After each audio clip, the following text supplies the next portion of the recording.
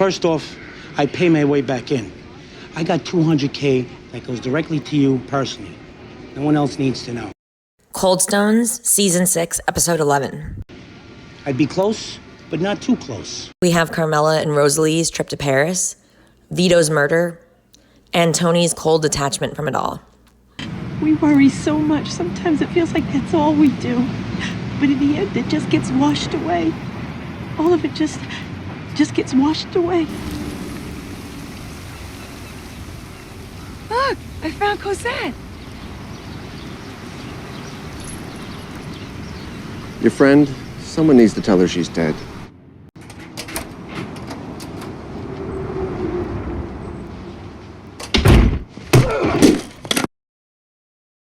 The seat of the house. I love how you say that. Earthquake. In Isabella, it's an interesting psychological dive into Tony, but it's less cohesive compared to later seasons. One of my favorite things about this episode is the song Tiny Tears by Tindersticks, which we hear on more than one occasion throughout the episode, and it does such a great job of emphasizing Tony's dizzying array of emotions and confusion right now with everything going on in his life that he's trying to process.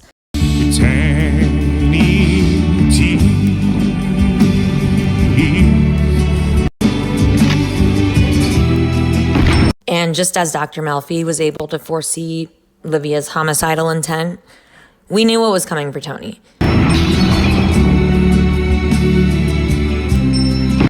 It was more a question of what was going to happen when it happened. All due respect, you want to go down memory lane? Put it in second gear, huh? In Eloise, Furio leaves.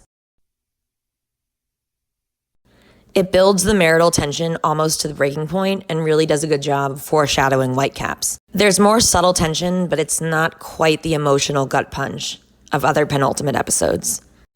John, Carmine's fine. Yes. He's very healthy. Well, excuse me, Mrs. Danvers. What do you have against love? There are also some pretty shocking moments in this episode. Polly killing Min Matrone. I mean, we'd heard that Polly was a psycho, but this really took it to another level, along with Johnny Sack's suggestion to Tony about taking out Carmine Sr. If Carmine's health were bad, if something were to happen to him, God forbid, all of this unpleasantness would just... But when looking at the season overall and thinking about how Whitecaps follows Eloise, it doesn't necessarily stick out as a penultimate episode as much as the ones in other seasons do. The rest is history. Your father and Tony was on a fast track to being made. And he was still a little shitheel like the two of you. Amour, Season 3, Episode 12. We have Jackie Jr. and his buddies try to knock up the card game, which pretty much spells the end of Jackie Jr.'s time with us. Very bad, boys. Very bad. This is a low-level game, guys. The only thing you're going to get around here is practice. Things with Tony and Gloria reach their boiling point after Tony learns that Gloria drove Carmela home from the dealership. Boy, these kids today. They got the world by the you-know-what. Yeah, tell me about it. And then it gets even worse when Gloria threatens Tony in person and says she'll call his wife. Remember the old adage, son, leave him while you're looking good. Just give it to him, sunshine. Victory has 100 fathers, but defeat is an orphan. There's this excellent scene after the attempted robbing of the card game where Tony and Ralph are sitting down talking about what to do about Jackie Jr., and you can tell they're both posturing. And Tony does such a great job of putting it in Ralph's hands and essentially saying, hey, that's on you. Because now it's up to Ralph whether Jackie Jr. lives or dies, when we know that's not really the truth. While you may think to yourself, well, why would Ralph care about killing someone? It makes it more complicated because he's currently dating Rosalie at that time. So he has to kill her son. He knows that she's going to be devastated. And then Tony reminds him at the very end, you got this. That's why I made you captain. The one thing you cannot do, Ralph, you cannot do, is blame yourself. You took this kid under your wing. You schooled him as best you could. Didn't you? In the Blue Comet, war officially breaks out between the DeMeo and Lupertazzi families. still is shot and put into a coma, and Dr. Melfi ends her therapeutic relationship with Tony. Some things you don't get into over the phone. Brutal, cinematic, and chilling. So wait a minute.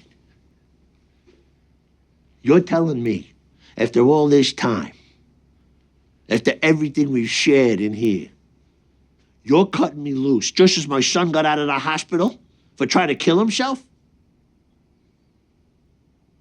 Since you are in crisis, I don't want to waste your time.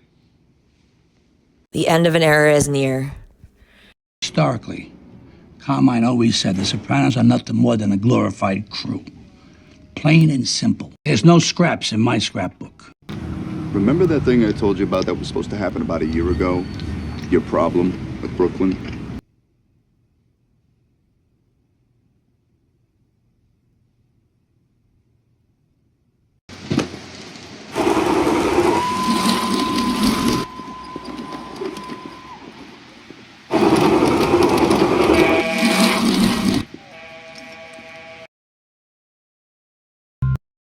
In The Knight in White Satin Armor, we have the explosive and unforgettable twist with Richie's sudden death. Richie's gone. What do you mean gone? Gone.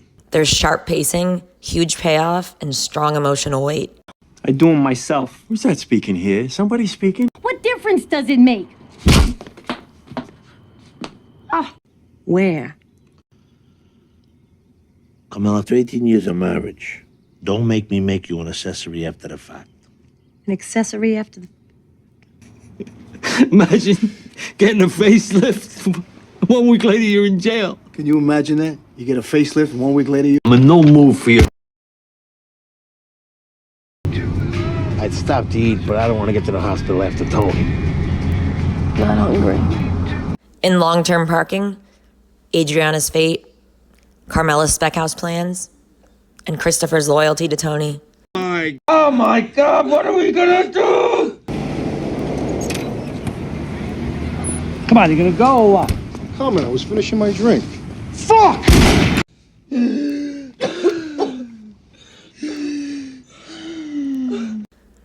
It was heartbreaking, shocking, and flawless, in my opinion, in pacing and tone. Come on. No, Come on. please! Where you fucking going? Please!